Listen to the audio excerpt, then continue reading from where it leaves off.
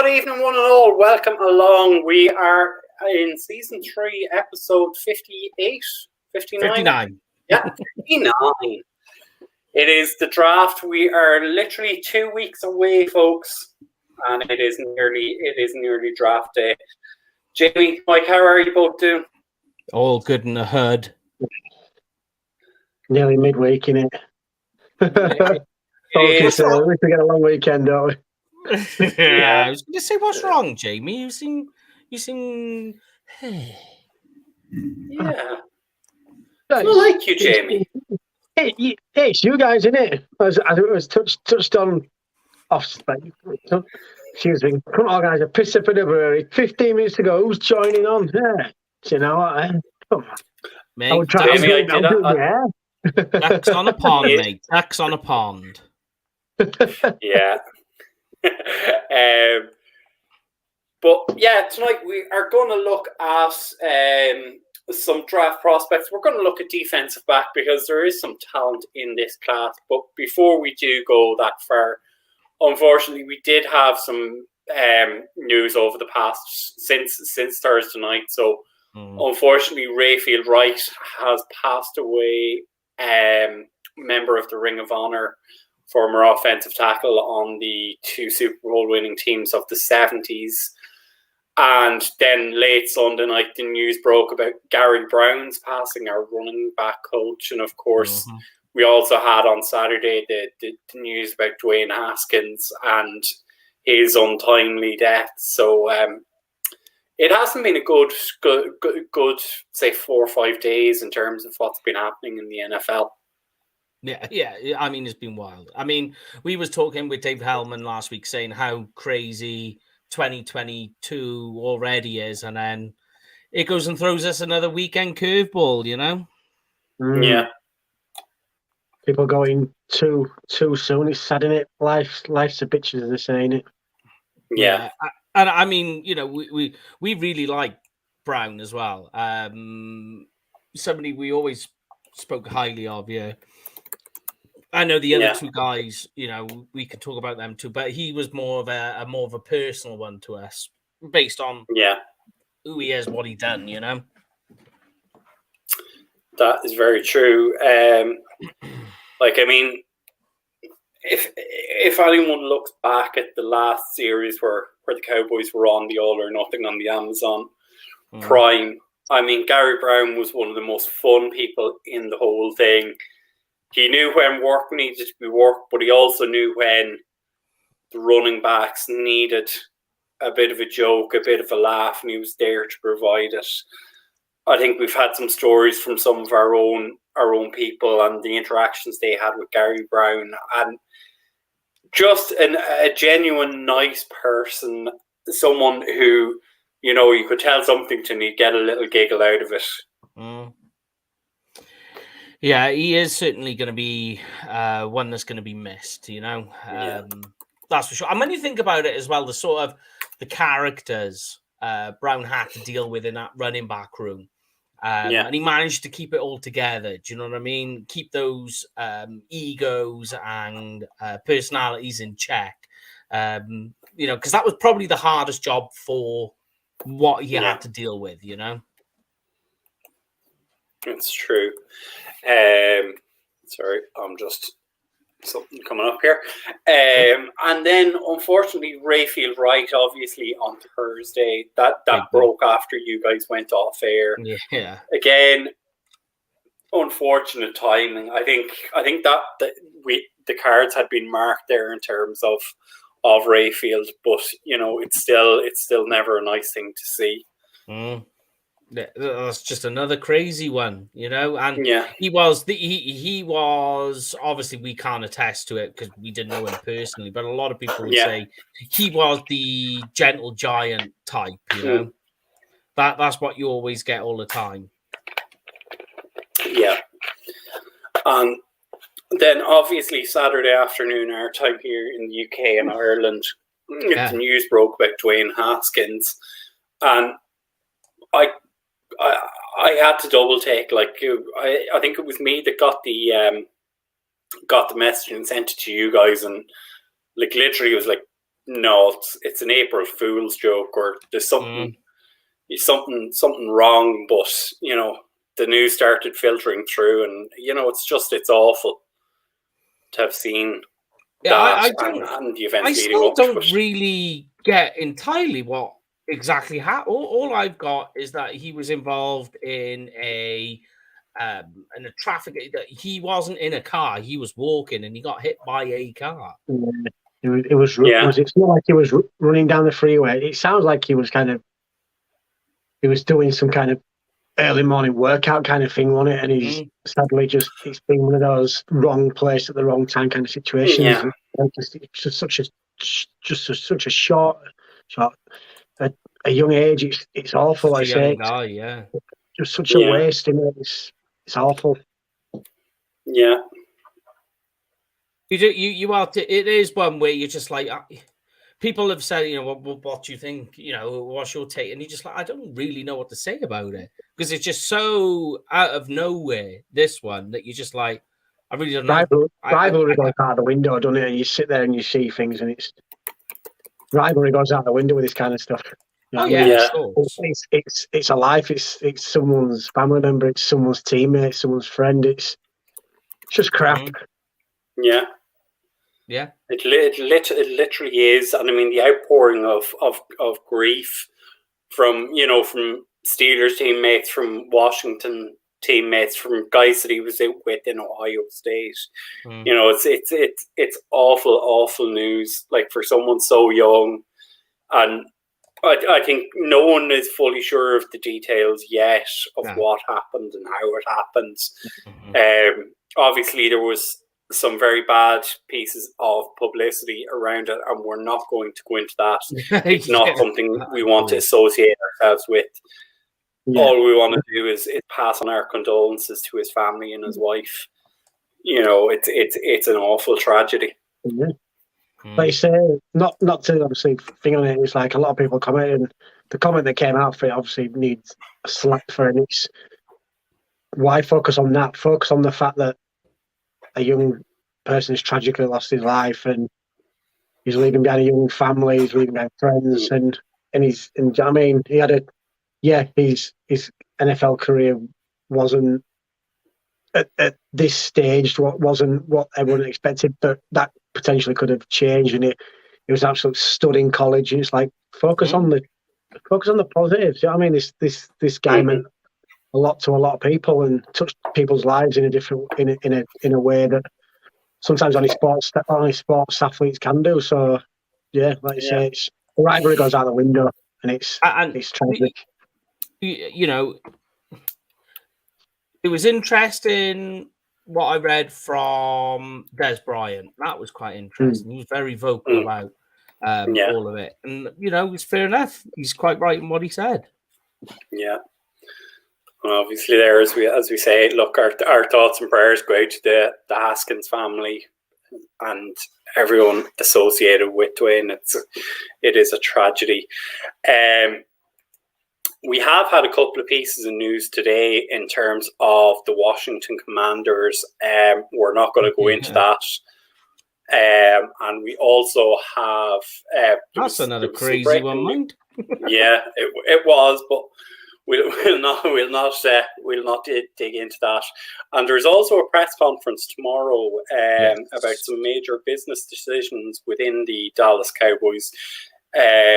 We do not have any information, folks. We haven't tried to get in touch with anyone and ask for anything insider on that. So depending on what that news is, we might jump on tomorrow night if it is something which is worthwhile. We don't know if it's about potentially a game in London, if it's some internal moves within the Cowboys organizations.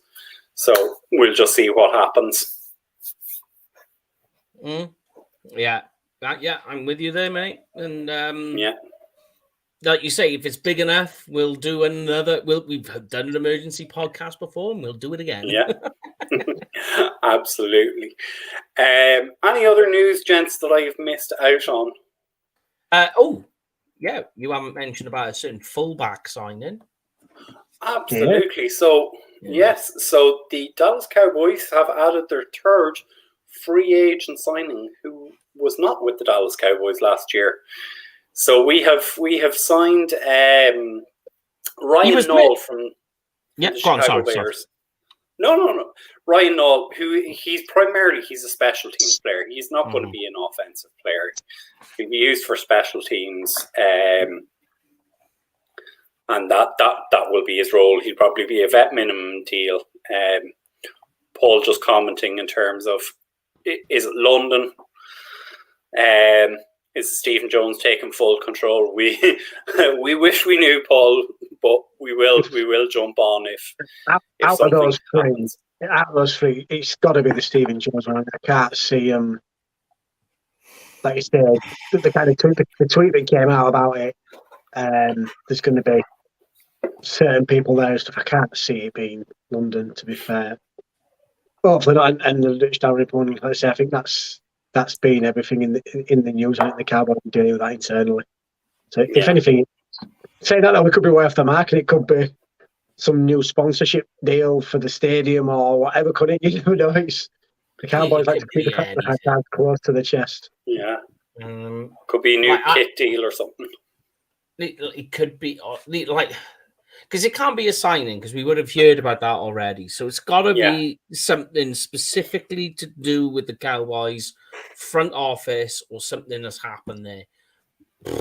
Unless it's something along the lines of that it's finally going to announce that Jimmy's going to go in the Ring of Honor, or even if Tony Romo's going to go in there, because he's openly come out and said that Tony Romo will go in the ring. So you just don't know. The only other thing I can think of is that, something about the Ring of Honor, because there's nothing else really I can try and think of that it could be. Will McClay, GM. Yeah, I mean, that goes back down to the thing of, because then if that's what it's going to be, then surely that has a knock-on effect that Stephen Johnston takes the full reins, because if Jerry's not going to do the GM side of it, then what's he really going to do footballing wise? He would just be more of the owner type, wouldn't he? Yeah, that's what I mean. So stay tuned. I think what is it? 10 o'clock our time, is it tomorrow? Yeah, I think so. 4 Central, isn't it? So if it's 4 o'clock Central, that's 10 p.m. our time. So we might have to, as we say, emergency podcast. And DJ Dog is liking my suggestion of Will McClay GM. Well, just to touch on that, what DJ Dog said, I'm surprised that it's not happened yet. I mean, the guy, not saying, I mean, let's kick everybody out, but the guy's pretty much done the GM job for how long, inverted commas, GM role, and it's about chuffing time. He got the official title. It is true. Yeah. He's done it long enough. He pretty much does. He has the highest, title job, if you like, in the Cowboys. Yeah. Without the surname Jones behind that basically, name. Yeah. And I mean, we've had a few interactions with Will, and he is genuinely an absolute gentleman. He is a pleasure to deal with at all times. He's very helpful and cannot do enough for us behind the scenes. So if it was something like that, it would absolutely be fully endorsed by the team here at UK Cowboys. I don't know if Paul is trying to break some news here, but he is stating that it's my green card visa being announced with a winky face. So, Paul, is there something you need to tell all of us as well? Hey, as long as he has a room for us over there, so we'd have to pay for hotels, then if not, Paul, then you need to start selling your liver and your kidneys and whatever to get a big enough house. Yeah. Sorry, just another bit of news here. I just got a tweet up. Kelvin Joseph is switching to number 1. Yeah. And at this stage, I think all of us as a collective admin team are just sick of this. If you want my take, I don't care. As long as you play, if you play well, I don't care what number you wear. Yeah. That's my honest opinion. Yeah. I know some people get infuriated and frustrated with the number changes, especially like when you buy in jerseys and then they change numbers and you're like, oh, great. But to me, I just think whatever. If you play well enough, you play good enough, I don't care what number you got. Yeah. Go on, Jay. No, I was just going to say I'm kind of a little bit on the fence. It's a bit of a pain in the backside, but also, as Mike says, if you're playing well, but it's just why make the rule up all these years ago to then let players do it? I mean, college football for as long as I can remember and have been into it, really being allowed to kind of really wear what you want, and what's the difference in the NFL? It's just, and like you said, it just comes all this, and it may be coming from the tightness in us, but NFL jerseys are goddamn expensive. You go out and buy, say, like a Dak Prescott jersey at what, even if it's a replica one, it's 70 quid, and then he goes and changes his number to number 10, and it's like more than that now you've got to go out and pay another 70 quid for it. It's mental. 100 quid now, Jay. Yeah, it's into triple figures now. I'm from York, so I'm just going to paint my numbers on them. Screw that.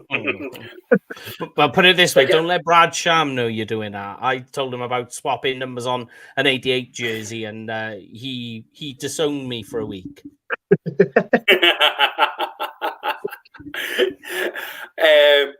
But look, the main point here for today, we're going to talk defensive back, because whilst we have a full roster of cornerbacks, we have a full roster of safeties, a lot of the guys in Paul's just commenting there, what was Dak Prescott's college number? It was number 15, Paul. Yeah. And so was Ezekiel Elliott's. But a lot of what we have seen in mock drafts, obviously, is Cowboys taking offensive linemen, wide receivers, and a lot of the talk is that most of those guys are going to be gone now. So we haven't looked specifically at cornerback. Personally, I don't think we're even going to look at safety at all, given we've got 3 guys there for next season.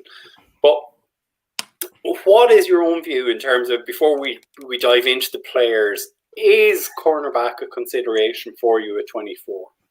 Yep. Yes, I can. Go on, Jay. I'll let you go first. No. Okay. Well, all I was going to say is that you can never have enough good cornerbacks, first of all. Yeah. And if the right guy is there, take him. Because, here's the questions you've got, right? Kelvin Joseph was taken in the second round.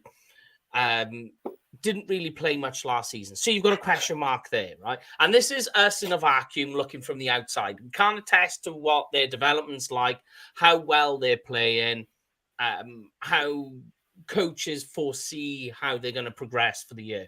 That's the only bit we can't attest to. But from the outside looking in, you go, well, what's Kelvin Joseph going to be? Nashawn Wright, what's he going to be? Is Anthony Brown was last year, was that a fluke? How is he coming back into this season? Trayvon Diggs is Trayvon Diggs, and you're quite happy. So you turn around and you say, well, yeah, there's question marks with corner, and you can never have enough good corners. You know, if you're saying Trayvon Diggs is shutting that side down, but like what they do at cornerback early in the draft, more than anything, is going to tell you what they feel about A, Anthony Brown, and B, Kelvin Joseph. That really is what it's going to boil down to. If they feel there is enough there, they're not going to take their guy. Safety-wise, I still think that there's room for it there. You got Israel Mukuamu. You've got my Aggie, who's still playing, who's still in there. Donovan Wilson. And you've got Jaron Kearse. But Jaron Kearse, and I'll get back to the final safety because he's my favorite signing of the season. But Jaron Kearse is that hybrid safety linebacker. Because when you think about it, he's really inside the box. He's playing as that tight end killer, slash, you can put him to shade the slot if you need to as well. He's not really a guy that you're going to, although he can do it, he's not a guy you want to keep putting into like a cover 2 situation or have to go into zone coverage. He's a guy really that you want to get physical and be around the ball. That's what he is. So although he's down as a safety, he's really somewhere in between. It's that hybrid role. And then obviously you have Malik Hooker, who's your centre fielder, who, when you look at it, I think that is an amazing. Honestly, I have high hopes for him, and I will do a piece on Hooker because I'm even tempted to buy his jersey. But when you think about it, that when you look back, Hooker, with all his previous seasons, he's always finished the season with an injury, or he's left season on IR. So come the off season, he's rehabbing. This is the first season and he's with the Cowboys. It's the first season. And even when he's joined the Cowboys last season, it was halfway through training camp. So he wasn't really available to halfway through the season. This is his first season now in the NFL where he has a full off season of practice, training, working with coaches, team tape, the lot. So I've got huge hopes. That is, for me, the only thing I have a question mark about in terms of safety is obviously development. So we're talking Mukwamu, Donovan Wilson, Hooker. In terms of cornerback, again, it's the same thing. It's where's Kelvin Joseph? How is Anthony Brown coming along? What's Nation Wright doing? If those guys are developing how they want and progressing how they want, they're not and they're confident, they're not touching that. But if you see them taking one of those positions, especially early, tells you all you need to know. Although I go back to my original comment that if a good corner's there, you take him. Yeah. So Jamie, go on, give us your thoughts. I won't mention any names because I know the names that are on the list that we're going to talk about. If there's one specific person there, I don't think he's going to be there. But if he's there and they take him, I wouldn't be disappointed. Definitely not. But in overall terms, I don't see corner in the first round. A lot of what maybe Mike touched on, but also I think the team have got high pressing needs that I think you're probably looking at in the first round, depending on who's there. It's going to be a tackle or a guard, depending on who's there and who they like.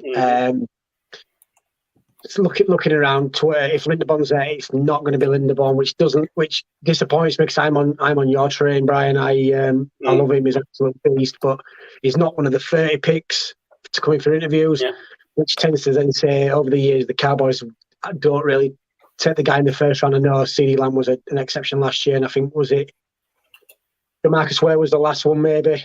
There could have been another name after that, so I can't see Linderbaum. So you're probably looking at Zion Johnson, you may be looking at Kenyon Green, depending on how high the rate.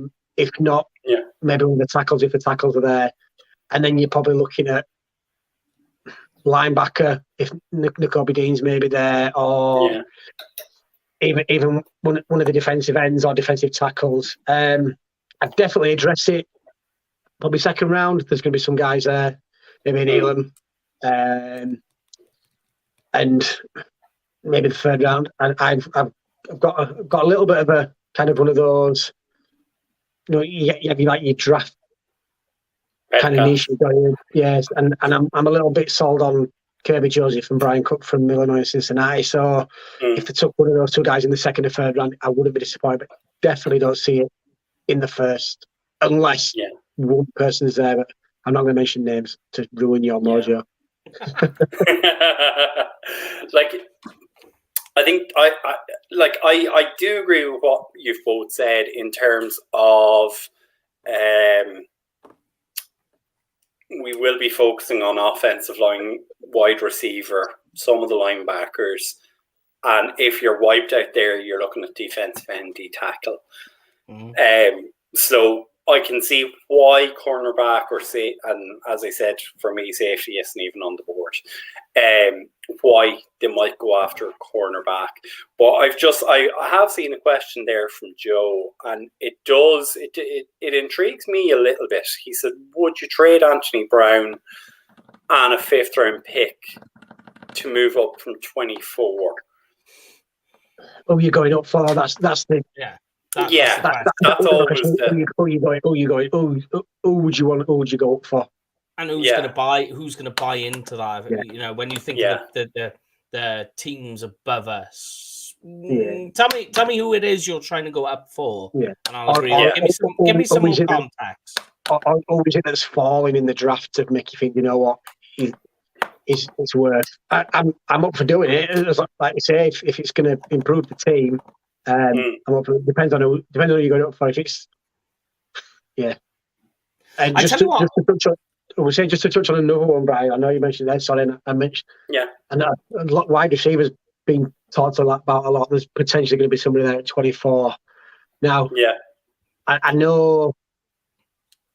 We paid Dak all this money, and you're surrounded with players, but do you really want to spend a first round pick on essentially someone who is going to be your wide receiver 3 this year? I think there's too many pressing needs on this team. That's not to take away the talent that's at wide receiver. It's just I would tackle's not a sexy pick, but it makes it a sexy pick when you can get CD Lamb involved a lot more. You can help Zeke run the ball a lot better. The only thing I would say is he wouldn't be a wide receiver 3, right? Wide receiver 2. So you're going to keep Lamb in the slot, right? That's where I want to keep him because you don't really want to be playing Lamb on the outside. You want to be distributing him quickly, giving him the ball. He's going to be a yak guy. Really, if you're drafting a wide receiver, it's to take over the Washington role on the outside over the other side, especially most certainly while Michael Gallup's rehabbing to come back in. Yeah. So I was talking more when Gallup in terms of number depth. I get in terms of you saying you'd keep CeeDee Lamb in the slot, but does the move of getting rid of Amari Cooper not make you think that the Cowboys want him as wide receiver 1 and you're going to see him a lot more outside this year? No. I get what you're saying. He's very effective on the inside, but he's going to be a primary wide receiver go-to guy, but he's going to be playing from the slot. He's your big slot, basically, which is really what he was at Oklahoma, what he has been with the Cowboys. You know, bear in mind, Amari Cooper and CeeDee Lamb were interchangeable because Cooper could play in the slot, but they still prefer to just keep Cooper in the slot because he's just that guy you want to get the ball quick to, quick slants, screens. You've even seen it last year a little bit with Lamb coming into the backfield and getting the ball that way. He's just a guy you want to give the ball and just say, right, go. Oh, yeah. So we're half an hour into the show, and we haven't even started. We haven't even started. So let's jump straight into this because the first guy that we're going to mention, and Jamie has kind of pre-warned us, and he doesn't think he's going to be there. And I think myself and Mike are on the opposing train of he could be there, and if he's there, I don't think either of us would be surprised. So the first guy we're going to talk about is Derek Stingley Jr., cornerback out of LSU. Mm-hmm. So, Jamie, I'm going to ask you why you don't think he's going to be there, and then Mike, I'll give you the floor to tell us why he might be there. He's just too good. When you mentioned that we were going to talk about him, the first 5 words that came in my mind was not going to be there at 24, and I'll have a 15, 20 quid bet with either of you two guys. This guy won't fall out of the top 15. There's no way. If he starts tumbling, if he tumbles past 12, somebody's going to trade up and get him. It's just too good. Okay. Go on, Mike. Give us the opposing viewpoint here. So we seen him in 2019, maybe one of the best freshman cornerbacks we've seen in a very long time. Yeah. What he did during his freshman year is completely you can't state enough how great it was. But that's the trouble, is since 2019, he hasn't done anything. Like, if you're drafting him in the first round, you're drafting him having no pre-draft so far in your pre-draft, it's measurements, It's medicals and interviews. That's all you've been able to do with him. He hasn't done anything. And even when you look at, so he's played 10 games in the last 2 years, right? And in that time, he has given up 2 touchdowns. He's given up just over 50% reception rate, a quarterback rating of over 100, which is not great. And then you go through and you go, okay, so let's look at what we've got to play with. So he's just about 6 foot. He's 6 foot like a quarter. And then when you look at his wingspan and his arm length, and arm length is something we learned a lot about last season with Dan Quinn. He's barely in the 20th percentile. So really what you're doing is you're saying, okay, 2019, extremely athletic cornerback, has all the accolades, but the trouble is there's no consistency. He has an extensive injury history over the last 2 years. And then the final thing that you can throw into, because he's a great press man, physicality and the athleticism to play press man, which is one of the hardest parts for college cornerbacks coming into the NFL to do. Like, if you have that, the rest is easy. But the trouble you've got is he misses a lot of tackles. His missed tackle rate is nearly 18% in his college career, which is horrific. And then when you look at zone coverage, he does get lost. And I think some of that is because he just hasn't played a lot. Yeah. Like the comparison I would give here, and Jamie, I'm gonna trigger you a little bit when I mention this. This is very similar to a guy who was on that 2019 LSU championship winning team who ended up slipping out of the first round. Grant Delpit. If you consider it, Grant Delpit was a top 10 pick going into the 2019 season, for projected top 10 pick for the 2020 draft, and he ended up sliding because he didn't play that much in 2019. He kind of lit it up again in the championship game, but at the NFL level, Grant Delpit has been a letdown, a very, very big letdown. And that's what concerns me with Stingley is, are you buying the 2019 version of Derek Stingley, or are you buying the version now who we don't really know what they are? It's a long time he's gone since he's really played anything significant. That's the trouble. And you go through last season and you go through this season. The only games really he did play that he was good was sub, if you like, the subpar players, the group of 5 teams. So he dominated there, and then the rest of the time he struggled. And the missed tackles are an issue. That if you go and take a look at it, his career, even in his freshman year, he does miss a lot of tackles. Obviously, he has the athleticism. He's, it's all there. But you just wonder, is that what you're still getting? Because it's crazy athleticism. The acceleration, the agility, the change of direction, and the speed you get from that change of direction is instantaneous. So in terms of what you look for in a corner to begin with, that's exactly what you look for. And he has all of that. But then you just say, and one of the reasons why he's falling, and one of the reasons why there is a possibility he falls all the way down, is that our team's willing for a first round pick. Are you willing to take a punt on that with your first round pick? That's the biggest problem. And also you need Dave Hellman, big LSU fan. You need you need an alpha corner, because Derek is not going to be your alpha corner. He's going to be he needs guidance. He needs fellowship, if you like. So if you're like in a team, I don't know if Diggs is yet, whether he has that mentality or that attitude, I don't know. But if you come in and you expect him to be your cornerback one and the alpha in that locker room, it's not going to happen. Go on, Jay. Just the kind of thing here. I'm just looking now at the draft order. Where is it? Mm-hmm. I bet it. I'm going to take a punt.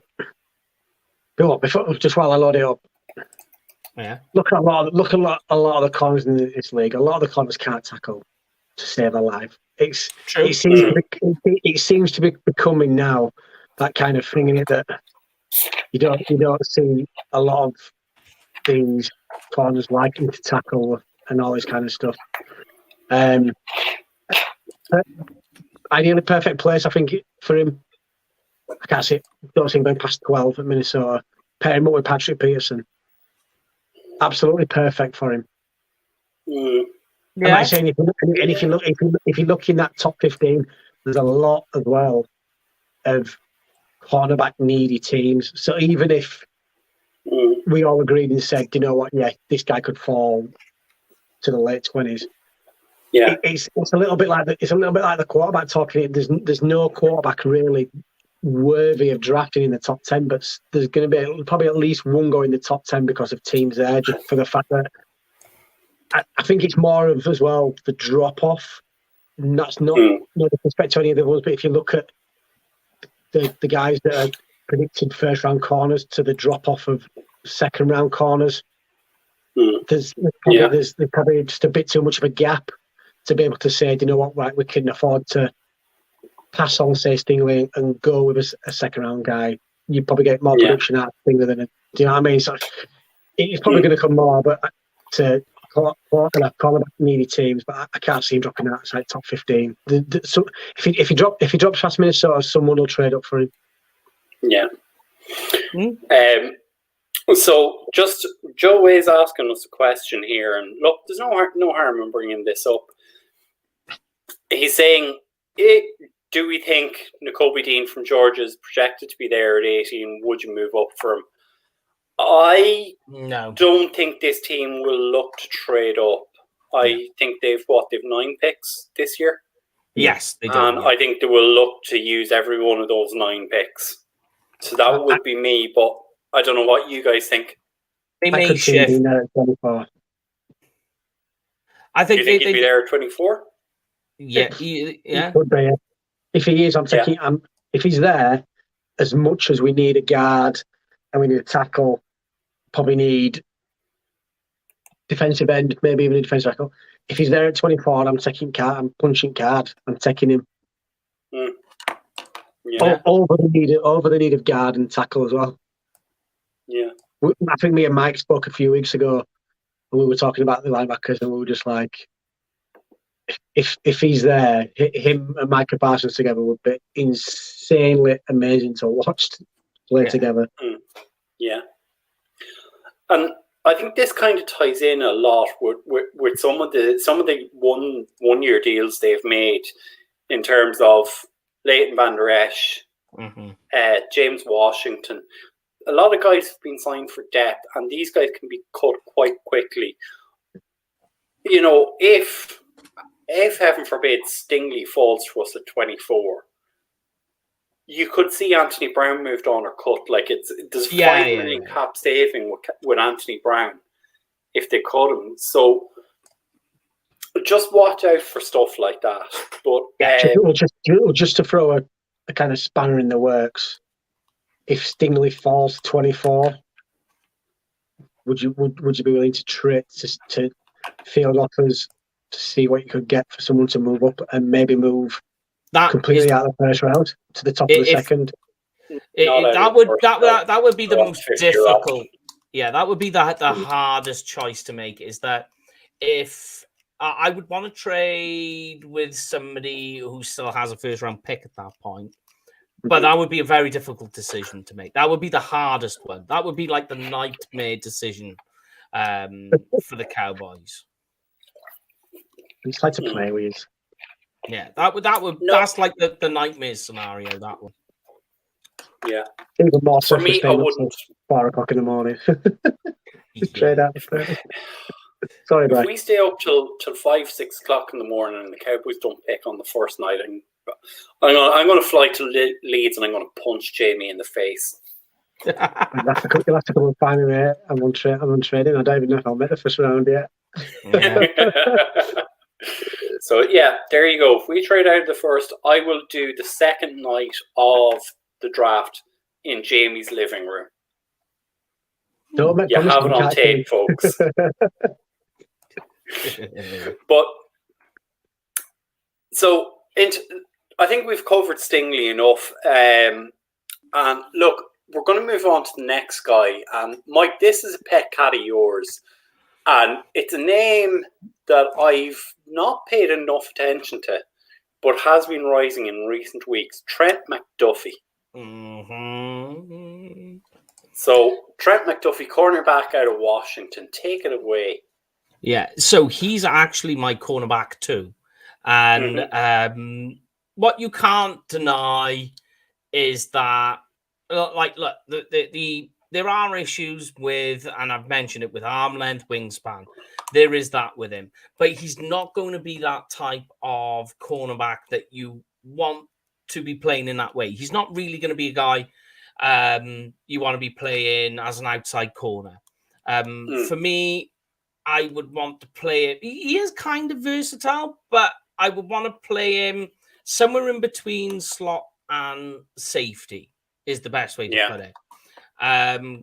Very quick, very agile, like one of the most agile cornerbacks in this draft. As I say, issues with height and length, that is a problem. But in difference to Stingley, he can tackle. He's like one of the best tacklers in this draft, I would say. Just like he can find it, he will keep it. So although like a lot of people will have issues with his height and his length, you will say, oh yeah, he is short, but he's not a small guy. That's he's chunky. Chunky is a bad word to use, but he is big enough. It's the Pac-12, and the Pac-12 late have been producing some decent defensive backs. When you watch it, the thing I get from him straight away is Jair Alexander. When you watch him, and go and watch him, and you will see it. And I think the best one to go and look at, I'm trying to remember a game where I think it may have been Michigan. I might be wrong. And if you go and watch that game, oh yeah, he is doing it. He's got it on.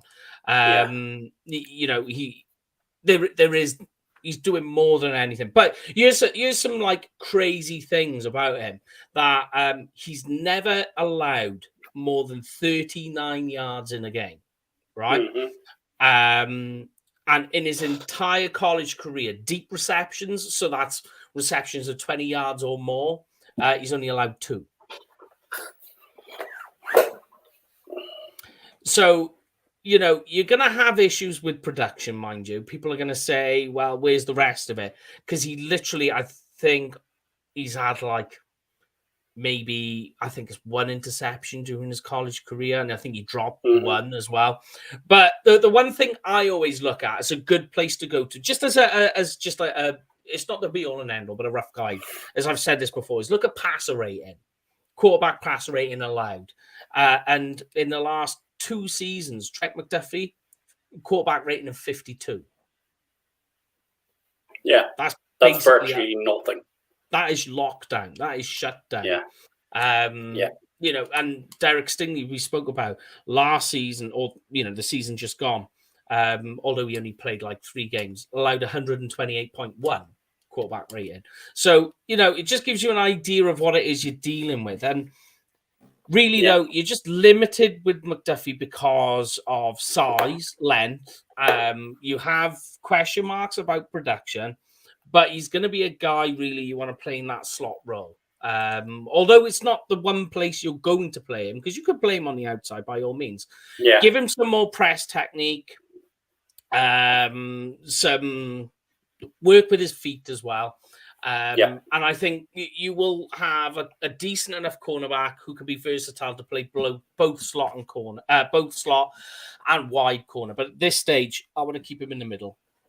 Yeah, that's pretty much what I have. Is that he's short, he's not bulky enough, he doesn't have the go get the ball thing that Dan Quinn likes. He Yeah. can play inside and outside. The comp I have for him is a Byron Murphy from 2019 as well. Jamie, have you any thoughts on McDuffie or? Nah, I think he's a pretty much hit the nail on the head. It's just he's probably going to be there or thereabouts. Yeah, 24. Oh, he'll be there. It's just, can you live with the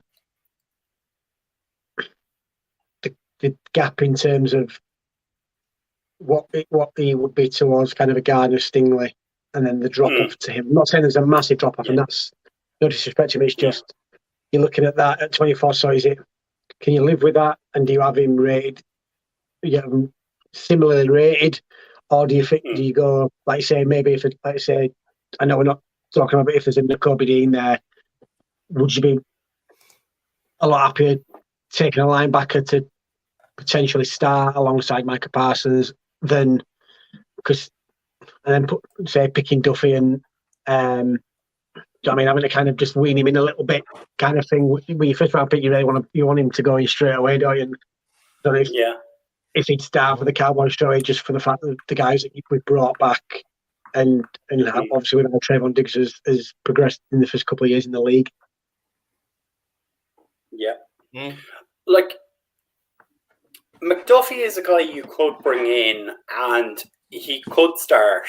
As you say, you can move on from Anthony Brown. You can have him as your slot corner and Anthony Brown is off your roster and you're saving more than $5 million.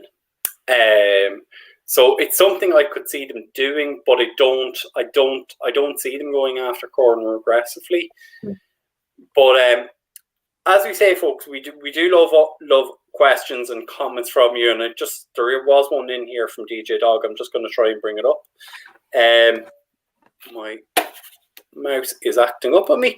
So, if we went with Kenyon Green or Zion Johnson in the first, and Breece Hall, the running back from Iowa State, is available at 56, do pull the trigger and pick up the best running back in the draft.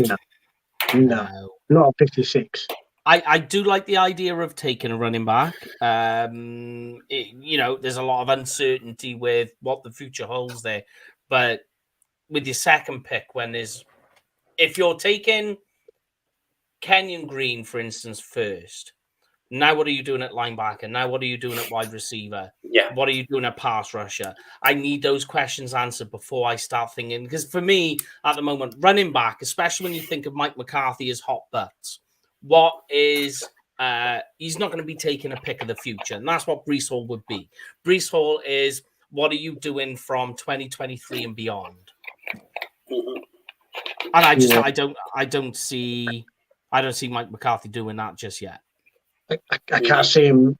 I can't see him addressing running back any earlier than the fifth round. I just think with how deep a lot of these other positions are. In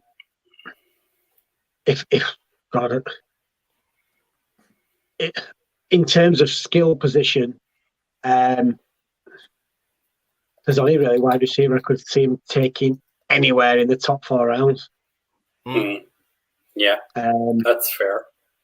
And I said, and more so just for the fact that where there's the needs are on this team, that the obvious need and the glaring need, depending on how you look at it, is tackle, guard, depending on which way you want to address it. If you're happy with what we've got at right tackle and you go guard, if not, do you move him inside and you go get a tackle? But then you've got on that front seven needs addressing. If depending on the set, like say if the Nakobe Dean is not there, you're probably not going to go linebacker first round. But then the depth for linebacker is absolutely immense, and you're going to get potentially the two of the kids from Oklahoma. I know that'll send shivers down your spine, Bri. You said the name. Oh, yeah, and then you could even be looking. So I mean, like, I think he's Harris from Alabama, maybe even in the second round. So I think there's too much depth Yeah. In the top 3 rounds to potentially hit on 3 stars in the first round at other positions that are much more of a need, and not to take if we took running back in second, as Paul mentioned, I'd be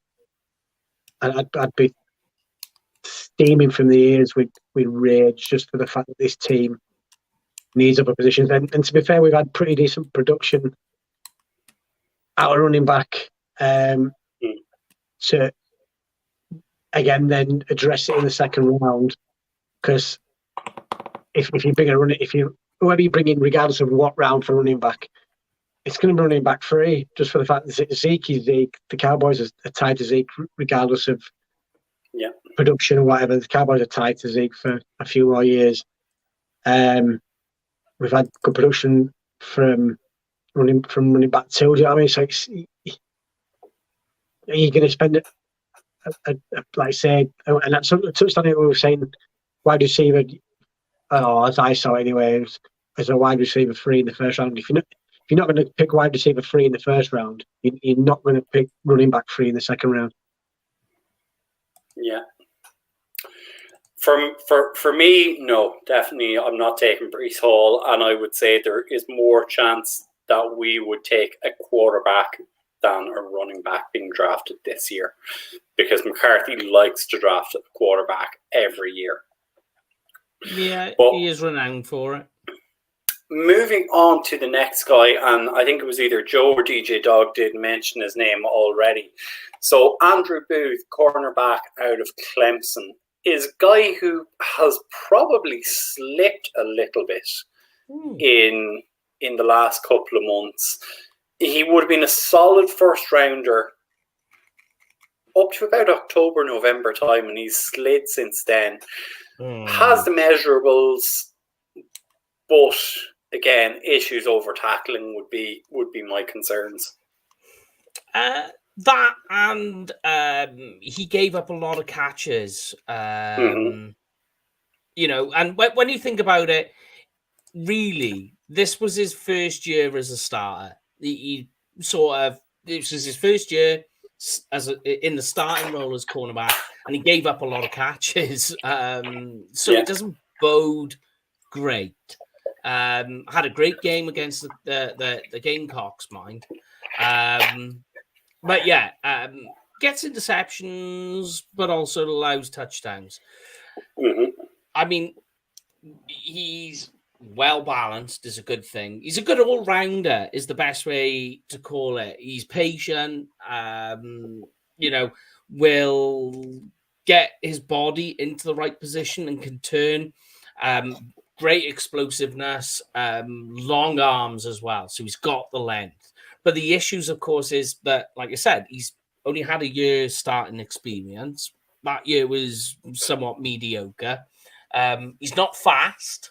And in terms of tackling, is that he can tackle, you know, but like people will all say, well, what's his biggest his issue is tackling. It's not that the issue with him is that he can't tackle. It's that he has this crazy wild way of just throwing his body at tackling that you watch it and you see the willingness that he's ready to tackle. He's going to do it, but he's just like his feet are planted, his head's down, and you're just watching it going, and he gets up and you're looking at him and you're like, he's slightly concussed off that one, and you can see it, you know. He's rung his own bell basically, and so I think saying that tackling is his problem isn't the right thing to say. It's more that his tackling technique is because you think when it gets to there's bigger tight ends, bigger running backs, bigger wide receivers, they're going to hit you harder. And if he's going in with this crazy wild tackling technique, he's going to come out even worse than what he is now. Yeah. And that for me will be a concern drafting them at 24. And it's why I think if he was on the board, I'd be letting him slide past. If he came around in the second round by some miracle, I'd run that card in there as quickly as I could, but I don't think it'll happen. But Jamie, give us your thoughts. Yeah, he's one of them that probably could potentially slide out of the first round, couldn't he? And then it's, do you want to pull the trigger and go for him? Personally, me, no. Watching tape on him, could you say out of the 1, 2, 3, 4, 5, 6, maybe 7, top 7, or top 7 rated defensive backs? Could you probably say he's maybe the most physical out of a lot of them? Potentially, but like I say, just it's always with them. Like I say, he's had 1 year. Is that a little bit? Is that probably the really big knockoff for you in terms of what this team's going to need a starting cornerback to come in and do? If we could afford for him to sit, when I say sit, take less snaps than maybe another team will give him, then you could potentially. I'd be happy to do that, but again, it'd have to probably be in the second round. If I'm picking in the first, he needs to slot in straight away. And I don't know if out of the guys that we've mentioned already, he's probably the one that maybe a little bit apprehensive about starting off the bat, just for what we physically need for this team. But yeah, I say probably from what I've seen from the tape I watched, probably he's one good thing is that he's probably the most physical out of the ones I've watched. So someone's going to fall in love with him. It's just who and where. Yeah. Because like I say, these kind of guys keep getting picked up. Someone falls in love with them, then that means a lot more is going to drop to us, and we're going to have could end up having like the year we had last year in terms of someone going to fall to us at 24 that like we weren't expecting CeeDee Lamb to be there last year. Is someone going to make that fall, and let's hope that somebody does. Yeah. So if we look at the final cornerback that we're going to look at, it is the guy with the T-Rex arms, unfortunately. A guy who is getting a bad rap at the minute because he has short arms. But he is a guy who you very much need to trust the tape on. His tape shows you the player he is. He can do it all. He can play man. He can play cover. So, Roger McCreary, Auburn. Why is no one talking about him? Well, you hit us. You started it off. You give us yours then. Yeah. Go on. Like for me, like I would trust the tape on this guy, and he's played very well in all his seasons with Auburn. He has locked down his side of the field from what I can recall of him. So I would take him because I want Diggs on one side locking down the field. I want someone else on the other side locking down the field. And I think McCreary could do that. He's physical. He can get the ball. He has that ability, and he will either defend and knock it down, or he will get interceptions. So for me, I would be looking at Roger McCreary as a serious contender at 24. Yeah. Okay. I know exactly. I mean, like when you look as well, his best game of last season was Alabama. Go back and watch it. He had a stormer against Alabama. And the one thing I always say, that the first thing I like to look at when it comes to all prospects, doesn't matter what position you play, is can I see progression from each year? So is your first year, so your second year better than your first year, your third year better than your second year. If you play your fourth, was that better? If you get that positive incline, then you've got some basis. That's your foundation of what you're going off, because you're like, right, okay, this is a guy who's on a steady projection. He's getting better and better year in, year out. McCreary falls into that perfectly. That each year you're seeing a much better player. in terms of coverage, in terms of production. You see it each year, and again, you could go back to the quarterback pass rating. If you go from year in, year out, it gets that passer rating's getting lower and lower and lower because he's getting better. Touchdowns allowed get lower, and you keep seeing that yards allowed they get lower. Mm-hmm. All right, last year was probably his worst, but that was more of the rest of Auburn about how they were playing. I would say in terms, like you say, because there are issues with in terms of length, very short arms, which like you say, is an issue when it comes with Dan Quinn.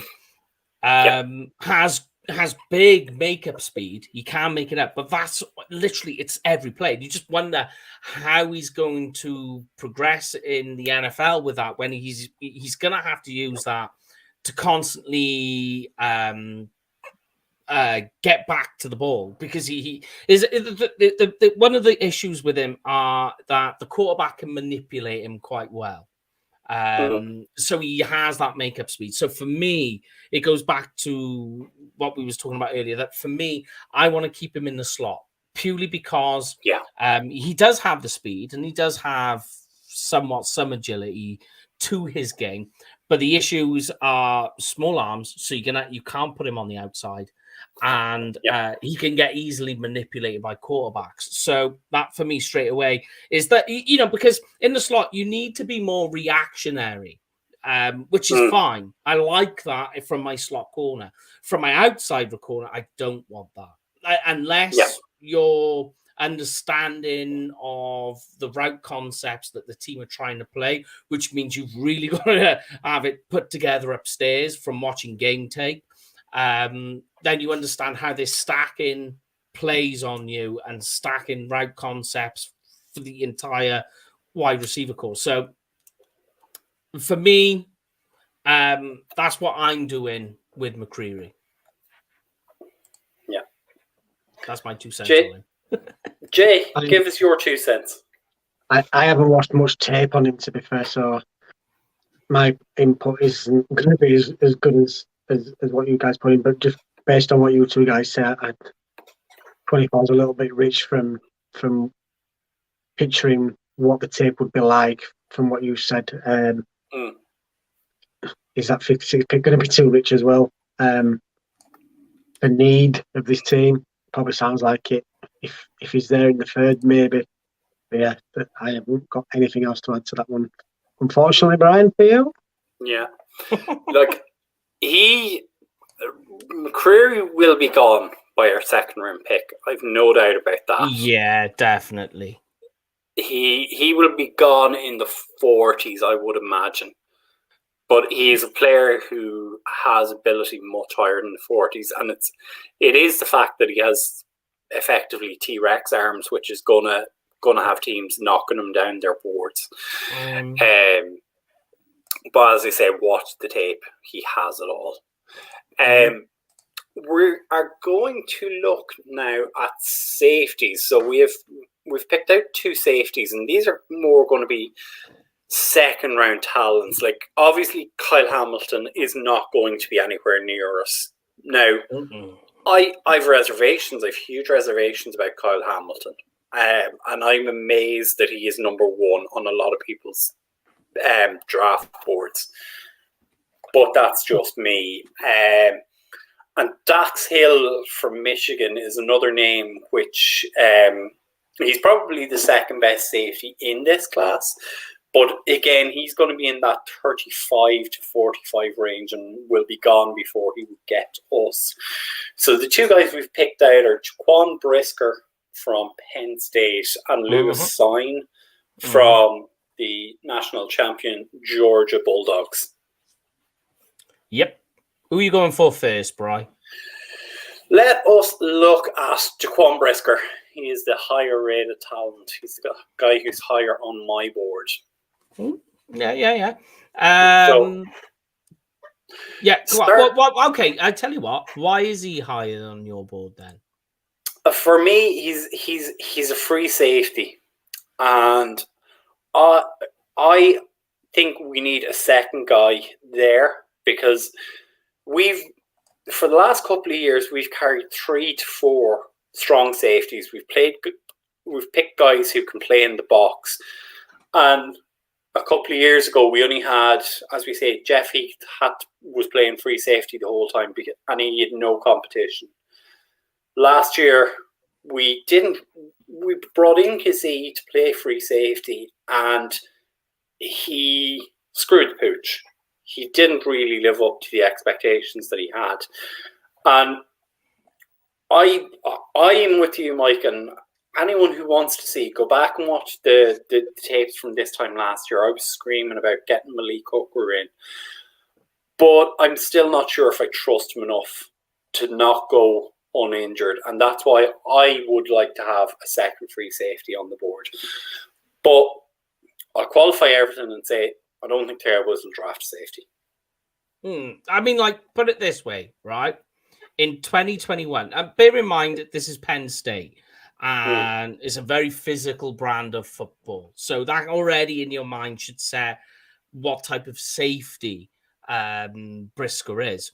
But just to give you an idea, he allowed in 2021 all season, right? And he played somewhat in the midfield, in centre field, but a lot in the box. He allowed, personally, from himself, he allowed 1 touchdown and 2 first downs all season. That's it. That is like a hell of a stat to take away. Very rarely misses tackles. I think he's got like 19 missed tackles in his college career, which is impressive. Again, this is a guy who, would you say, I don't know. I don't know if I would say he progressed each season, but he never regressed. He played at a very good level to begin with and has kept that throughout. It's consistent. It's year on year. Yeah. Right. You could go to his stats and they would pretty much be the same year in, year out. Yeah. You know, there's not much change there. I'd try and get some more information that 1 touchdown allowed all season, got 2 touchdowns, a bunch of forced incompletions, which is good. Mostly he played in the box last season, so that's quite interesting. Did play deep, but he kind of switched reversals on what he'd done previously to what he'd done last season. But I do like him. Like I say, it's Penn State, so it's a physical brand of football, and Brisker is physical. And he's that very much that tone set in safety that you get, you know, when those physical types are tone setters, and that is what he is. For me, I think that they wouldn't take Brisker because he's something that's very similar to what you've got in J-Ron Curse. You know, somewhere that is somewhere in between safety and linebacker, like we've said at the start of the show. Again, he's one of those guys that can be manipulated by the quarterback. You do see that a lot. His running game defense is just like next level. It is that if you draft him, you're not going to need him to go and do some run defense training. He's already got it. He's right there already. Has a nose for the ball and will tackle them. And when you watch Penn State, you see him. He's everywhere. He's just floating around everywhere. But again, the issues are manipulated by the quarterback, which means that putting him on outside can be an issue. You're not going to want that. You do need to give him a bit of cushion. So give him some cushion there, and he'll be all right. He'd be fine there. But I would say, in reverse to what you were saying, I prefer, for me, if you played him more closer to the box, more closer to the line. Yeah. One of the notes I do have about him is that he has that chip on his shoulder. He has that dog in him, that he can come down from free safety and absolutely smash guys. He has that ability. But as you say, probably will be a guy who will play closer to the line, as you say, that hybrid safety, strong linebacker, strong safety type role. Jamie, where have you got Jaquan Brisker? Just before we touch on him, I'm just going to just go against what you said a minute ago. At the minute, I've got Kyle Hamilton as number one on my board over player, just because you were saying I don't know who can have him there, but at the minute I've got him as my number one player. That will probably change before the draft. Who knows? But at the minute, yeah. And just before I go on, just because you put Joe's comment up, Tyler Nibbon, I think we touched on it, won't be the pick at 24 if he's there. As much as would love it, I think since we started breaking down all these positions and players, I've been with Brian. He's the one player I would love the Cowboys to take, but just from the sounds of it, it's not going to be him. He's not been invited in for an interview, so I can't see it. But basically, yeah, I've got a bit of a. Although my heart truly lies with UT. I have a soft spot for Penn State. Yeah. On this, I've got him as probably. How's this probably best saying it? Probably the best tackling safety in this class. Yeah. Okay. Had the potential to probably be the most physical. And one of the good things I like about him is one of them. I don't know if character is the right word to use, but you know what I mean, like one of those people you want leading your defense or the back end of your defense. He always seems to be leads by example on his plays. He also is very vocal, and I think that's what this secondary's lacked for a few years. Like you say, he's not going to be there in the 50s. You're going to have to probably go up and get him. And I think just with what's needed for this team, but also for the depth, I just can't see the Cowboys going up and getting him, which is a shame. Because then that's two Nittany Lions that we're going to miss out on that I like. So it's just one of them. But yeah, probably suits his defense really well. Like I said, he probably matches already what we've got. But that could be a good thing in terms of it's going to fit the defense, and then it's just obviously how long Dan Quinn stays around. So you get a lot out of him for years. But yeah, yeah. Like I said, I've got him as probably the best tackling safety in this draft. Yeah, you can't go wrong with a Penn State defender. You know, they Never. will always be that way. But like, what you do need with Brisker is you need a team that has interchangeable safeties, so they're moving around a lot, which the Cowboys do. So that does suit him, because you want him to do multiple coverages, some blitzing, playing close into the box, but mostly using in that nickel sort of role. So, you know, like with those interchangeable safeties, that's really going to fit his game quite a lot. But as I say, if you want him in you know, into those pass coverage, zone coverage modes, you give him a cushion, you give him a big enough cushion, he'd be absolutely fine.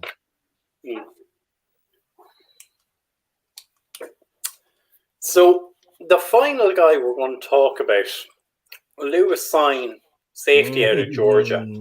Yes. Now, looking at the measurables on this gentleman, 6'2", 199 pounds.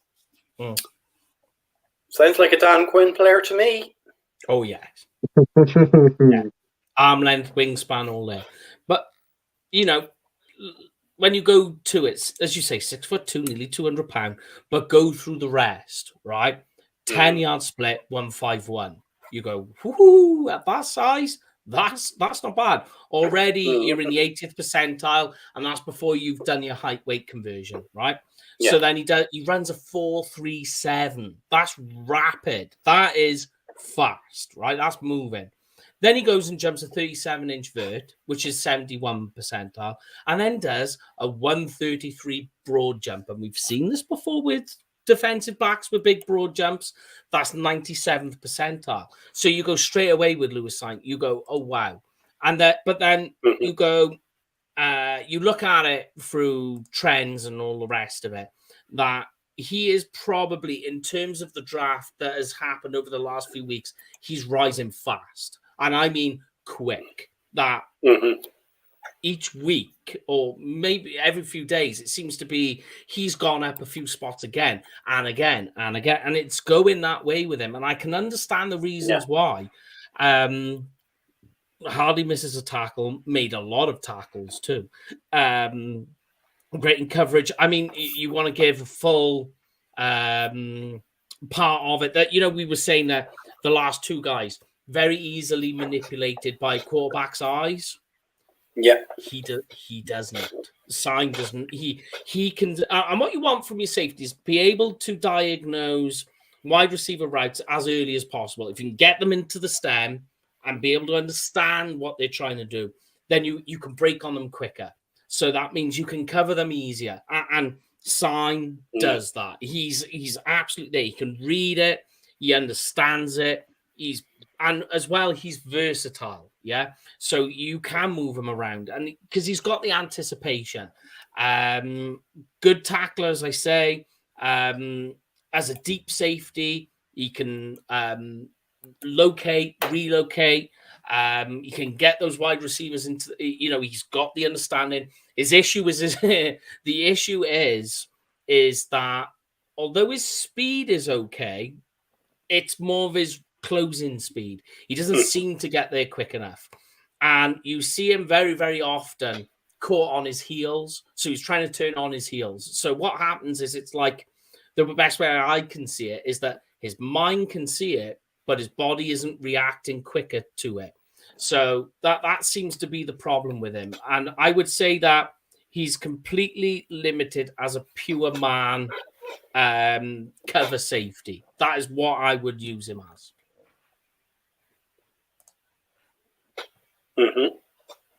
Jamie? Yeah, I think Mike pretty much covered a lot of him on there.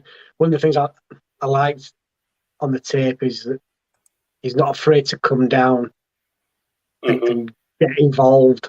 Sometimes you don't see a lot of that from safeties. And one thing coming into the draft, I hope he has. Sometimes you don't like a lot of players having it, but I hope he comes into the draft with a bit of a chip on his shoulder, because for me, that Georgia defense didn't get enough credit for what they did. They kind of Georgia flew under the radar a lot for me last year, especially when we have separate chats during the weekend and during the week off in terms of college football, and it always seemed to be like it does every year, which frustrates me like me, Bama, but that's just what it is, isn't it? Bama, you can't really take it away from Bama. Michigan had a lot of talk about them, and for some weeks Cincinnati, but it was never really. You never heard about Georgia. You never heard about how good the defense were playing. So I hope he comes into with a bit of a chip on his shoulder and be like, and I think if they'd got a lot more coverage and they got, you could potentially say that this guy could have been ranked not too far from Hamilton. I just don't think that they got the due. Be interesting to see where he goes. He's going that way, mind the way. Oh he's yeah, going. definitely. Yeah. I just, where's he going to fall? I think probably. Yeah. For me, as much as I like Brisker, could he be potentially the second safety off the board?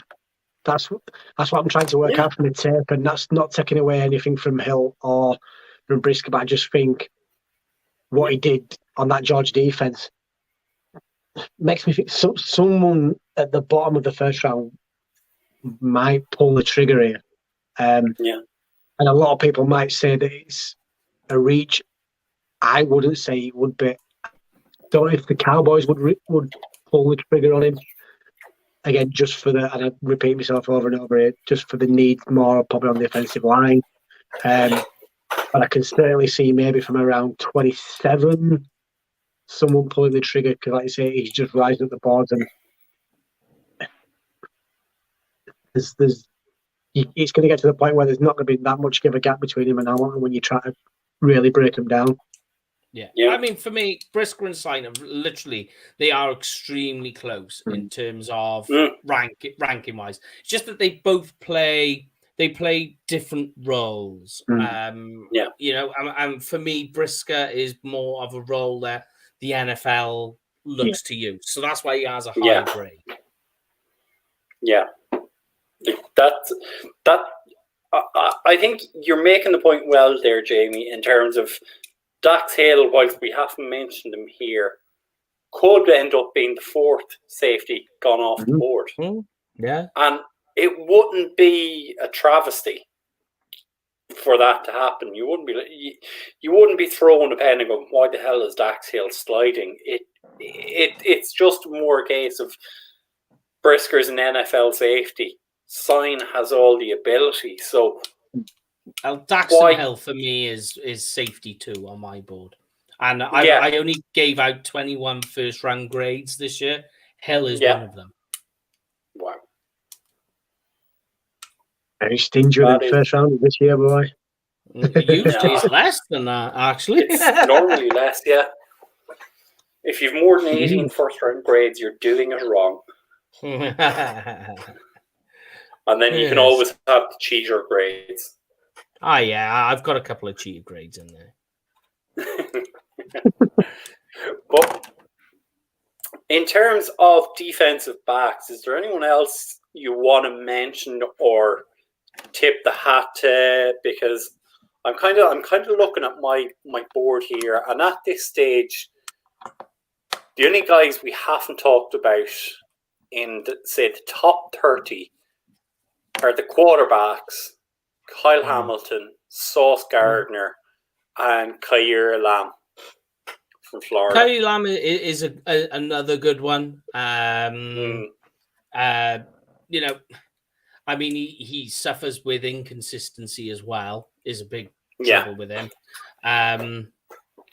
You know, athletic ability, you say it's all there. Like, he's one of those guys that tests great, but then you put it on the field and it just don't seem to disappear. And you're like, where has all that athleticism gone? Which is strange. But again, you know, that goes back to the first comment with Elam about inconsistency. It's such a weird one. That, you know, he's a multi-sport kind of guy as well. Turn that off. He's a multi-sport guy, and some people will argue about that. I'm not too concerned about that. But also he has a knee injury as well. I don't think it was major. It's more of a sprain that kept him out for a few games than it was. But it's obviously something medically they would need to check. I think, well, I mentioned a couple of guys earlier, but one player I'm intrigued to see where he ends up is Sterling Weatherford from Miami, Ohio. Put my teeth in. I keep mocking, and I know you shouldn't really always do them, but sometimes you just can't help it, can you? I always seem to pick him up in mocks, and the more I keep picking him up, the more I'm starting to fall in love with him. But then, so that's just going to be one of the things that the Cowboys are completely just going to stay away from him. So I probably shouldn't draft him because I'll probably just jinx it and we won't get him anyway. Don't get your hopes up. And DJ Dog saying about Marquise Bell, day 3 guy. If you can get him into the gym, because he's very narrow when you look at him, very small, doesn't have big speed, but you know, a lot to clean up on there. And get him into the gym, and you know, because he is tall, long frame. He is going to get stronger, no matter where he goes to. Does a good job of avoiding manipulation, which is something we've spoken about today.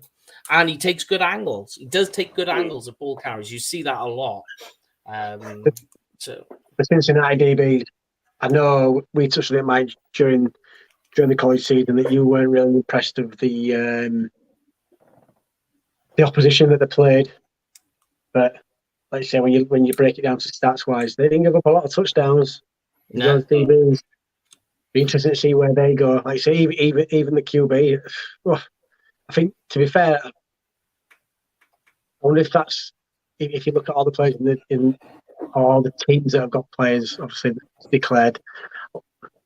From what I've seen from a lot of them, they seem to be the ones that are quite hard to rank, because even break it down to as far as the QB, Desmond Ridder, I thought he had a pretty good season, and I've seen him mocks anywhere from first round to fourth round. So it's like it's hard to press where these Cincinnati players are going to go.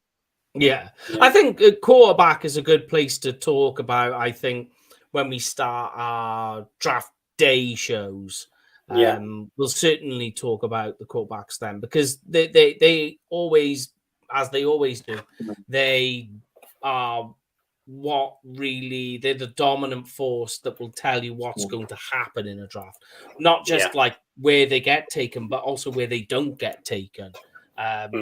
Is a big thing, because teams start to get itchy. They want to pull triggers, and it's a big thing, whether you want to talk about Pickett, Willis, Corral, any of the big four, like you say, Sam Howell you could throw in there. Yeah. It's a tricky one. It is, because these quarterbacks are all either one-year wonders, have declining, they regressed, or there's just odd parts where you just wonder, you're like, like Malik Willis, for instance. A lot of people will talk about him, and then you go, well, what's the difference between him and the Bills quarterback? And you're like, you talk about that, and you go, this is a guy when he came out of college who, I'm talking about Josh Allen, that had inaccuracy issues, but a big arm. Malik Willis, big arm, less accuracy issues. And you go, but so where's the get off? My thing, I think, with quarterbacks is I've given up trying to predict whether they're going to be good or bad anymore, because they're just so scheme dependent. They are scheme and coach dependent so much. Just forget about trying to figure them out. I seen one mock. I thought I'm going to the top 15. Can't see it happening, but I would love it, because then that pushes everything players else down towards. So let's hope that happens. And when that happens, it's not only good for the Cowboys because it pushes players down, it also pushes up the possibilities of the Cowboys trading down, because you've got more talent there, and the Cowboys have got more options. They'll trade down so that they'll still get their guy, but with the added bonus of a sweetener in there, be it day 3 or whatever. Me and Paul were in a mock draft last week with some guys across pond, and that's one of the things we did, that the pool was so rich in talent you could trade back. Do you know what? I know if you should, like I say, take a lot of notice of them, but just going from the ones I've done lately, I've traded back Tennessee. I've traded it back as far as 30. You can trade back, and I've still managed to pick up Zion Johnson, who was the guy when it comes to that particular mock. I was like, right, that's the guy I would take at 24 and be happy with. And I've managed to trade back to 26, 27, 28, 29 and still get him and pick up a crap load of picks. So it's like I say, you still look at the drawing, because like I say, because then there's been the odd times when I've traded back in my mocks and someone's taken Zion Johnson, and I'm like, that's a bit of a fail mock now, because now I'm going to have to try and trade a completely out of the first round, because there's nobody there that I really want to take. For the fun of the draft. Yeah, fun of the draft, mate. It is.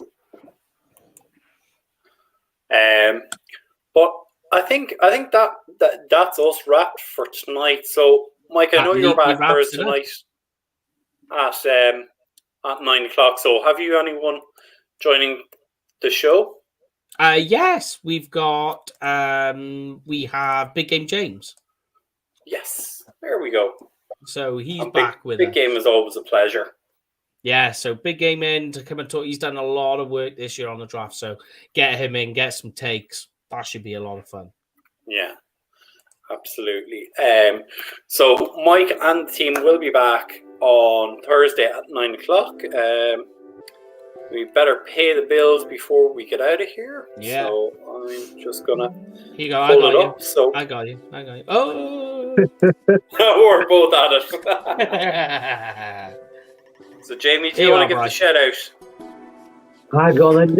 If you're thinking of heading out to see the Cowboys play this season, make sure you hit up our sponsors, Cowboys Experience, for the ultimate game day, tailgate, meet and greet packages. Anything from meeting DCC to current players to Cowboys alum, including the original 88, Drew Pearson, players like that. Absolutely will increase the experience that you've had out there and make it more memorable. And if you're going to book with them, use the discount code that's on the screen of UK Cowboys, because as we say every week, boys, what do you get if you use the discount code? Free stuff. Chocolate pudding and a phone that works. Everybody loves free stuff, chocolate pudding and a phone that works. And as always, make sure you give a follow to all of our fellow content creators, the Dallas Cowboys media team, and the guys over at 105.3 The Fan.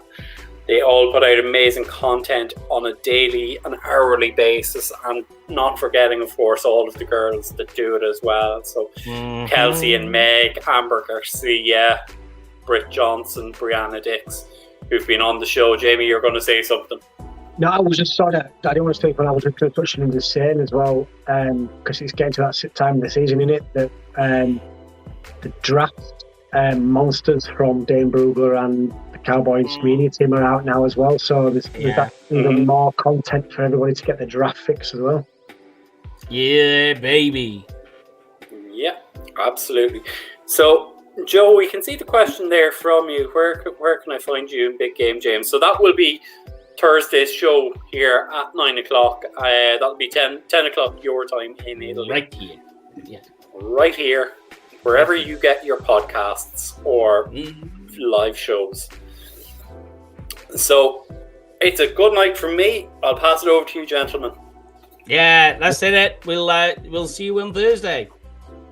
Thanks for tuning in. Stay safe. Enjoy a nice long weekend, and we'll catch you Thursday.